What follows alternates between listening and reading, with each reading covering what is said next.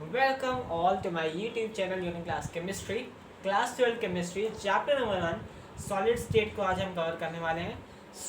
आज part number 1 lecture पे पहले हम प्रीवियस रिकॉल करेंगे कि हम क्या कर चुके हैं अगले क्लासेस में about this chapter and then we can jump it to class 12 solid state chapter. Earlier हम पहले की अर्लियर क्लासेस या लोअर क्लासेस में पहले ही सीख चुके हैं कि what is solid, that anything have a fix shape, fix volume, fix mass and fix density is regarded as solid. And if anything like fixed shape, fixed mass and fixed density is absent, we regard it as a liquid or a gas. Then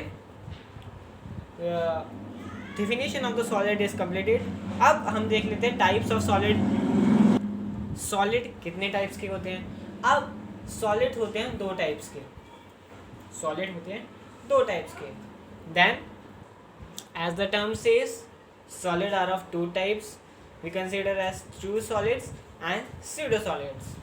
so true solids हम कहेंगे crystalline solids को और pseudo solids हम कहेंगे amorphous solids को. इस chapter में main हमें पढ़ना है crystalline solids, types of crystalline solids and more things about the crystalline solids. अब crystalline solids हमारे पास होते हैं that solid which have या whose constituents particles are arranged in a highly ordered microscopic structure. अब example हमारे पास काफ़ी सारे हैं. जो सॉलिड्स हमारे पास होते हैं उसके कॉन्स्टिट्यूएंट यूनिट सेल, उसका जो यूनिट सेल होता है वो एक कॉन्स्टिट्यूएंट ऑर्डर में होता है. हाईली मतलब चेन जो होती है उनकी ऑर्डर्ड चेन होती है, अनऑर्डर्ड चेन नहीं होती. जैसे कि अब आप कार्बन चेन ले लीजिए. कार्बन में अगर कार्बन C6 है तो कार्बन C6 एक लाइन में है, ऊपर नीचे नहीं हो, एक ऑर्डर में. अमॉर्फस को हम कहते हैं non crystalline solid as their constituent particles are arranged in unordered manner. अब कॉन्स्टिट्यूएंट पार्टिकल्स जो अनऑर्डर्ड मैनर में हैं वो हम कुछ भी ले सकते हैं. अगर आप एक बड़ा सा ब्लॉक लें, सॉलिड ब्लॉक लें, उसको तोड़ दें तो उसके अनइवन पार्टिकल्स होंगे. अनइवन पार्टिकल्स कॉन्स्टिट्यूएंट पार्टिकल्स में वो अरेंज हो जाएगा, टूट जाएगा. So that is called amorphous. Amorphous we have distract manner, crystalline we have arrange manner. Crystalline का यहाँ एक डायग्राम है, that is the ordered manner and amorphous is regarded as the unordered manner. So these are the types of solid. अब हम categorise करेंगे crystalline solids के types. So as we already look out what is crystalline solid and what is amorphous solid, so let us take further more definition about that.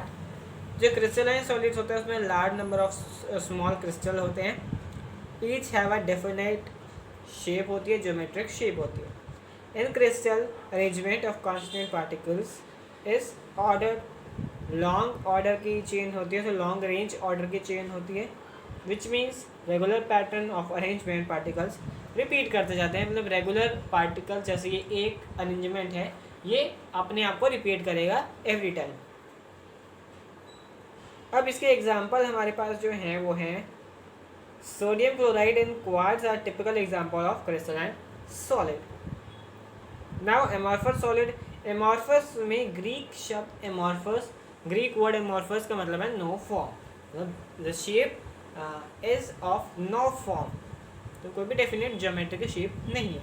जैसे कि square, rectangular, hexagonal, rhombical and octahedral. So amorphous की regular shape होती है. Arrangement particles का जो होता है वो अनऑर्डर्ड मैनर में होता है और इसकी जो है शॉर्ट रेंज ऑर्डर होता है. In such arrangement a regular and periodically repeating pattern is observed over a short range. Scattered होते हैं, इन बिटवीन अरेंजमेंट डिसऑर्डर होता है. स्ट्रक्चर जो होते हैं इसके एग्जाम्पल है क्वार्ट्ज ग्लास ये होता है amorphous.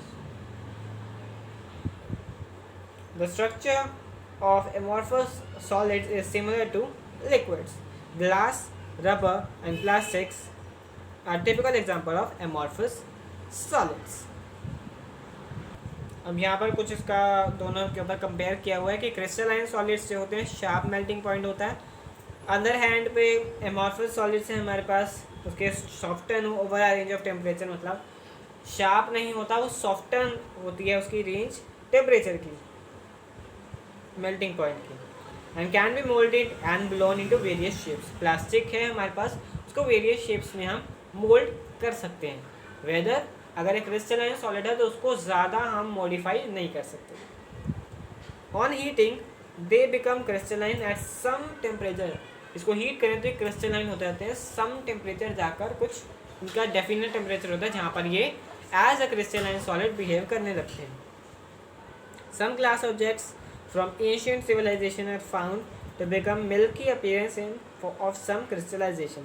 Like liquids amorphous solid have a tendency to flow कर सकते हैं amorphous solids, and therefore sometimes these are called pseudo solids or supercooled liquids. Glass panes fixed to windows or doors of old building are invariably found to be slightly thicker at the bottom than the top. This is because the glass flows down very quickly and make the bottom portion slightly thicker. तो crystalline solid जो होते हैं वो anisotropic in nature होते हैं. That is sometime their physical property like electric resistance और refractive index show different values when measured different directions in same crystals. This arises from different arrangement of particle in different direction. Since the arrangement of particle is different along different direction, the value of same physical property is found to be different along each direction.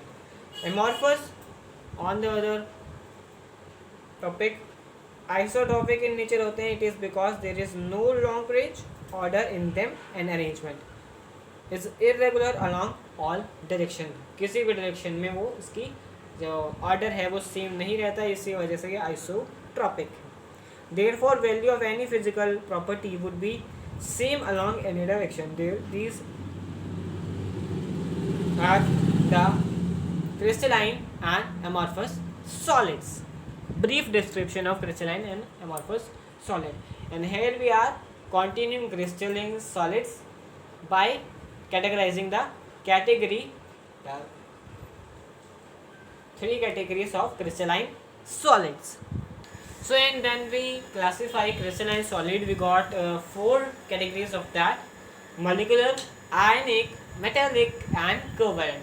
Molecular covalent solid को अगर further classify करें तो उसकी भी हमें 3 categories मिलती हैं: non polar molecular bonding, polar molecular bonding and hydrogen molecular bonding. So molecular bonding में हमारे पास जो टॉपिक आता है मॉलिक्यूलर्स, यानी कि जो 2 molecules like we have same molecules, we have HCl, NaCl, we like ClCl, HH further until further. So these molecules are categorized as molecular crystalline solids. In that we have non-polar molecular bonding, polar molecular bonding.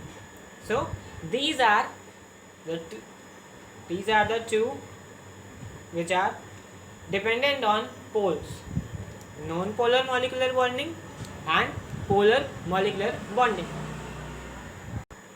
तो starting करते हैं हम non-polar molecular bonding से. They comprise of either atoms. For example, अगर लें तो argon या helium और the molecules of non-polar. For example, H2, Cl2, I2 same molecules हैं. इनमें पोल्स में यानी कि इनकी इलेक्ट्रोनेगेटिविटी में कोई डिफरेंस नहीं है, इनकी इलेक्ट्रोनेगेटिविटी सेम है, तो इम्बैलेंस क्रिएट नहीं होगा और non polar molecular crystalline solids ये बन जाएंगे.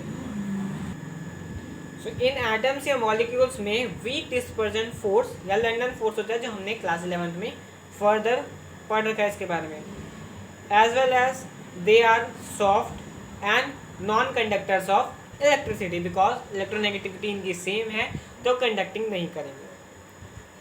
दे have low melting point and are usually in liquid और गैसियस एट रूम टेम्परेचर. अब आते हैं पोलर पे. पोलर हमारे पास जो मॉलिक्यूल्स होते हैं वो होते हैं HCl, SO2 and etcetera. Form होते हैं ये पोलर कोवेलेंट बॉन्ड्स के कारण. मॉलिक्यूल्स जो ये होते हैं अब इनमें dipole dipole stronger dipole dipole interaction होता है, इसी की वजह से ये अट्रैक्टेड होते हैं. ये सॉलिड होते हैं सॉफ्ट नॉन कंडक्टर्स होते हैं इलेक्ट्रिसिटी के. मेल्टिंग पॉइंट होता है higher than those of non polar molecular. Then we have take melting point उनका होता है higher than those of non polar molecular solids, but yet most of these are gaseous or liquids at under room temperature. Room temperature या pressure पर तब भी अगर इनका higher होता है melting point than the non polar molecular solids, तब भी ये गैसेस या लिक्विड स्टेट में होते हैं रूम टेम्परेचर पर. Solid SO2 and solid NH3 are the examples of polar molecular solids. Now hydrogen bonding हमारे पास जो आता है उसमें सॉलिड्स होते हैं जिसमें पोलर कोवेलेंट बॉन्ड बनता है बीच में. That is hydrogen, fluoride, oxygen and nitrogen. अब यहाँ पर जो हमारे पास मेन कंसेप्ट है इसको लेने का वो है H2O, आइस. आइस हमारे पास जो है hydrogen bonded molecular crystalline solid बनता है.